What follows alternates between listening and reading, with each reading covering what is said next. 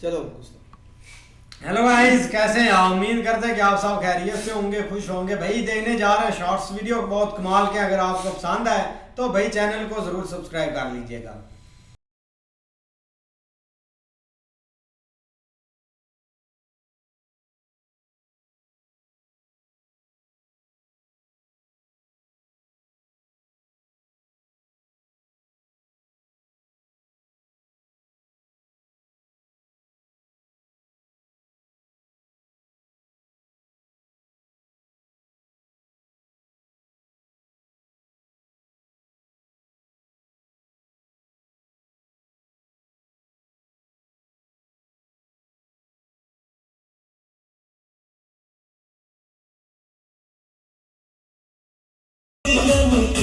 रफ्तार पकड़ चुका है बिहार, भैया फिर से एनडीए सरकार। इसी विश्वास के साथ आप सभी को दीपोत्सव की एक बार फिर से बहुत बहुत शुभकामनाएं। मेरे साथ पूरे भक्ति भाव से बोलिए, सियावर रामचंद्र की।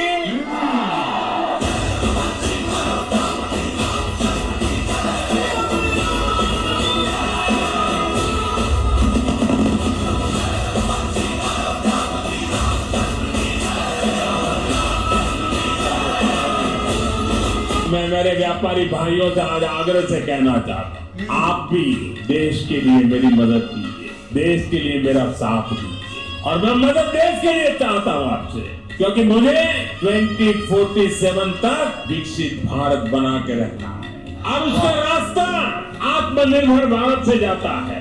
महात्मा गांधी ने स्वदेशी को आजादी का माध्यम बनाया, अब हमें स्वदेशी को विकसित भारत की नींव बनाना है। और ये काम कैसे होगा? ये तब होगा जब हम अपने देश में बनी हुई हर चीज पर गर्व करेंगे। सही बात। Make in India. देखो देखो कौन आया,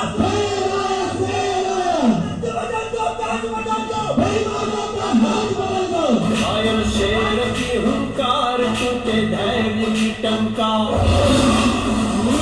घायल शेर की हुंकार टूटे।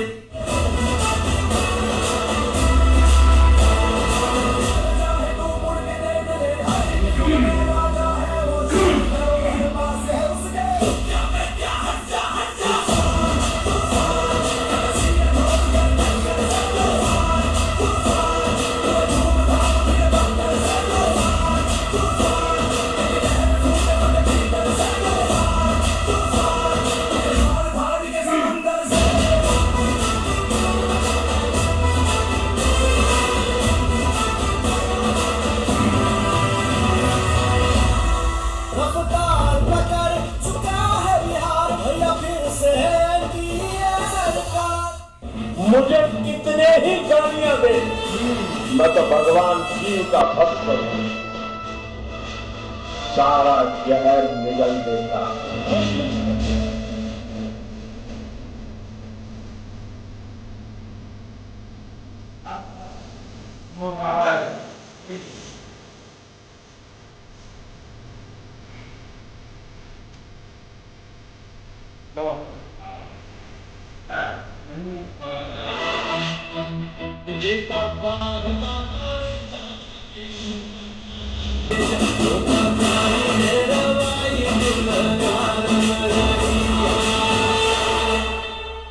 जो कह रहे हैं कि मर जा मोदी, और वो भी बाहर घूम रहे हैं, तो पता नहीं कौन सी तानाशाही है। आप कुछ भी निकाल दीजिए जी, मेरी माँ को गाली देना नहीं छोड़ा है, मेरे परिवार को गाली देना नहीं छोड़ा है। ये गलत करते हैं यार। जिस प्रकार का जुल्म हम पर हो रहा है, चुपचाप सहते जा रहे हैं, मजबूरी नहीं है। दुनिया की सबसे बड़े लोकतंत्र का पूर्ण बहुमत के साथ 10 साल से शासन, बेदाग सरकार, 13-14 साल का राज्य का मुखिया के रूप में शासन, 23 साल का लंबा जीवन, एक दाग नहीं लगा है। उसके बावजूद भी ये इतनी गाली गलौज को एक आदमी सह रहा है, एक शब्द बोले बिना सह रहा है। इससे बड़ी डेमोक्रेसी का पुराना प्रूफ क्या हो सकता है? मुझको भाजपा से कुछ नहीं चाहिए, मुझको भाजपा से कुछ नहीं चाहिए, पर मुझको अंतिम सांस तक भाजपा चाहिए।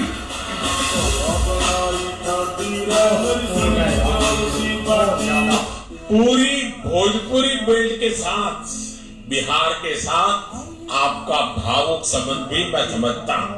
पूर्वांचल के सांसद होए के नाते हम जननी कि बिहार के सामर्थ्य कितना ज्यादा बा। एक समय रहे जब बिहार दुनिया का समृद्धि के केंद्र रहल। अब हम मिलके बिहार के गौरव फिर से वापस लाए के काम कर रहे हैं।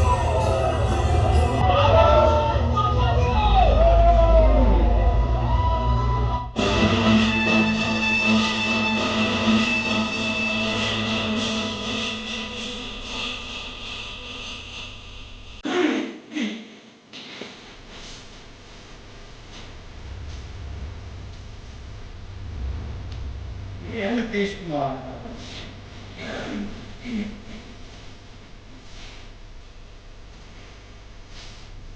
देखो मोदी रोड लगा हुआ भी देख लो।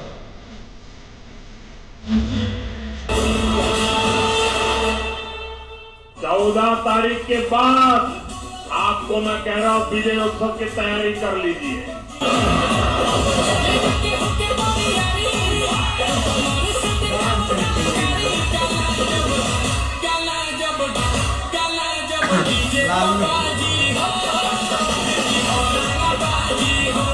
कोई नेता आपको अच्छा लगता है? आपको तो मोदी है नीतीश कुमार। नीतीश कुमार आपको अच्छा लगता है? आपको मोदी मोदी। तो आप लोग इतना साइलेंट? और का दबदबा है, दबदबा है।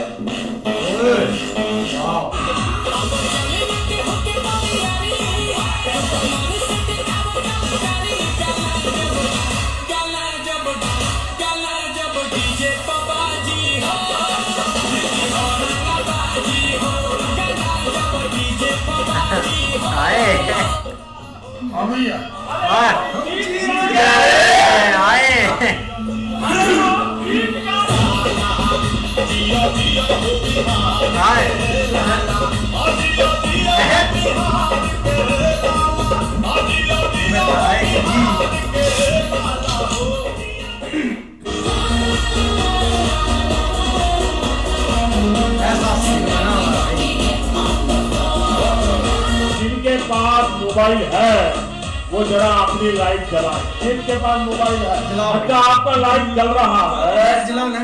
अब आप मुझे एक बात बताइए, जब लाइट है, हाथ में लाइट है, तो लालटेन चाहिए क्या?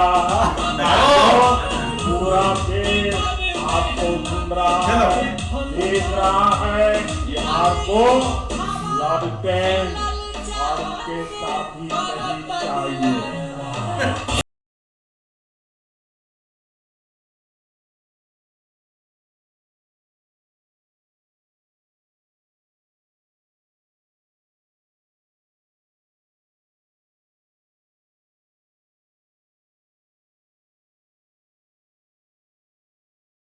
मोदी जी थोड़ा सा घबरा गए क्या? बेटा अगर हम इलेक्शन में खड़े हो रहे हैं तो इसका मतलब इलेक्शन का रिजल्ट ऑलरेडी आ चुका है।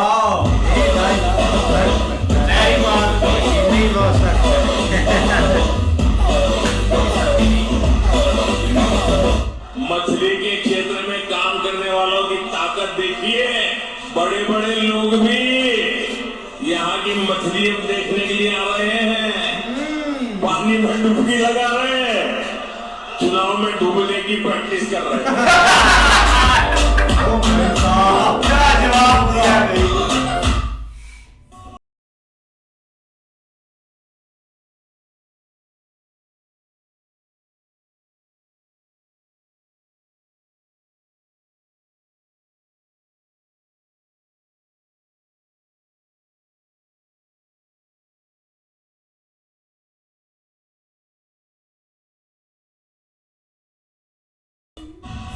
जैसे यूं खड़ा है हंसे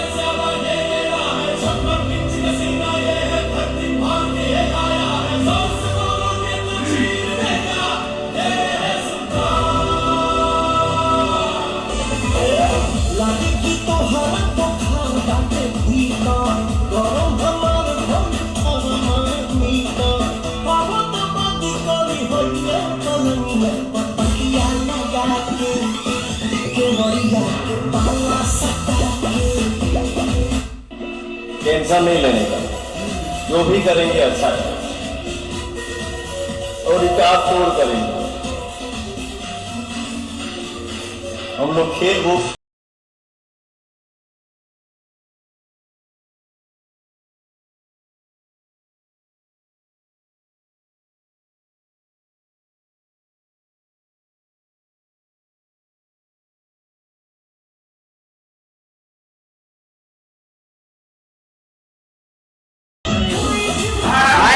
असली रील आ गई है।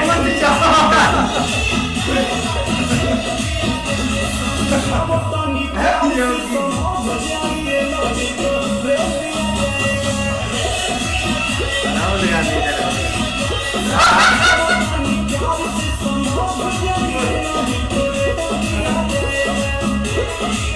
ये सही स्टाइल था। मैं नई पीढ़ी को कहना चाहता हूं, देश को कैसे बर्बाद किया गया है। 1960 में जो हिंदुस वोटर पीटी हुई है, अगर उसकी बारीकी में जाएंगे तो आप चौंक जाएंगे। यहां तक तय हुआ है उसमें कि जो जम्मू कश्मीर की आम नदियों पर डैम बने हैं, उन डैम का सफाई का काम नहीं किया जाएगा। सफाई के लिए जो नीचे की तरफ गेट है वो नहीं खोले जाएंगे। 7 साल तक ये गेट नहीं खोले, और जिसमें 100% पानी भरना चाहिए था, धीरे धीरे इसकी कैपेसिटी कम हो गई, 2%, 3% रह गया। क्या मेरे देशवासियों को पानी पर अधिकार नहीं है? उनको उनके हक का पानी मिलना चाहिए, नहीं मिलना चाहिए क्या? और अभी तो मैंने कुछ ज्यादा किया नहीं है। अभी तो हमने कहा है कि हमने इसको एवेंस में रखा है, पसीना छूट गया। और हमने डैम थोड़े खोल करके सफाई शुरू की, जो कूड़ा कचरा था वो निकाल रहे हैं, इतने से वहां खुदा रह जाता है। राष्ट्र को एक जियो पॉलिटिकल एंटिटी मानने वालों के लिए राष्ट्र को मां मानने का विचार हैरानी भरा हो सकता है, लेकिन भारत अलग है। भारत में मां जननी भी है और मां पालनहारिणी भी है। अगर संतान पर संकट आ जाए तो मां संहारकारिणी भी है। इसलिए वंदे मातरम कहता है, अबला के नमाए तबले बहुबल धारिणी नमामि तारे रिपुदल वारिणी मातरम वंदे मातरम। अर्थात अपार शक्ति धारण करने वाली भारत मां संकटों से पार भी कराने वाली और शत्रुओं का विनाश भी कराने वाली है। राष्ट्र को मां और मां को शक्ति स्वरूपा नारी मानने का विचार, इसका एक प्रभाव ये भी हुआ कि हमारे स्वतंत्रता संग्राम स्त्री पुरुष सबकी भागीदारी का संकल्प बन गया। हम फिर ऐसे भारत का सपना देख पाए जिसमें महिला शक्ति राष्ट्र निर्माण में सबसे आगे खड़ी दिखाई देगी। सही हो। स्पेस सेक्टर में एक के बाद एक नए माइलस्टोन घटना भारत और भारत के वैज्ञानिकों का स्वभाव हो गया। 2 साल पहले भारत पहला ऐसा देश बना था जिसने चंद्रमा के साउथ पोल पर पहुंचने का इतिहास रचा। हम स्पेस में डॉकिंग अनडॉकिंग की क्षमता रखने वाले दुनिया के चौथे देश भी बन गए। मेरी ग्रुप कैप्टन शुभांशु शुक्ला से मुलाकात हुई। उन्होंने इंटरनेशनल स्पेस स्टेशन पर तिरंगा फहराकर हर भारतीय को गर्व से भर दिया। जब वो तिरंगा मुझे दिखा रहे थे, वो जो पल थी, जो अनुभूति थी, वो शब्दों से परे। ग्रुप कैप्टन शुभांशु से हुई चर्चा में मैंने नए भारत के युवा के असीम हौसले और अनंत सपनों को देखा। इन सपनों को आगे बढ़ाने के लिए हम भारत का एस्ट्रोनॉट पूल भी तैयार करने जा रहे हैं। मैं आज स्पेस डे पर अपने युवा साथियों को भारत के सपनों को उड़ान देने के लिए इस एस्ट्रोनॉट पूल से जुड़ने के लिए आमंत्रित करता हूं। मुझे विश्वास है आने वाले समय में अंतरिक्ष में भारत की यात्रा नई ऊंचाइयों को छूएगी।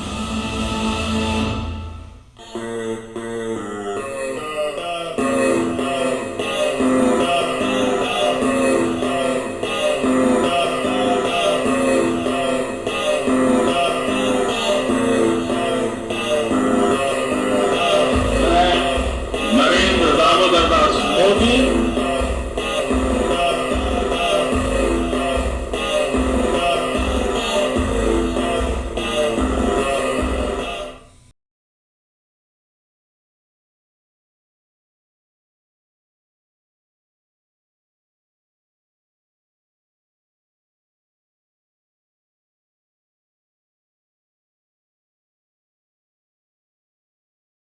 सदी के हिट होई जोड़ी मोदी रानी सदी के हिट होई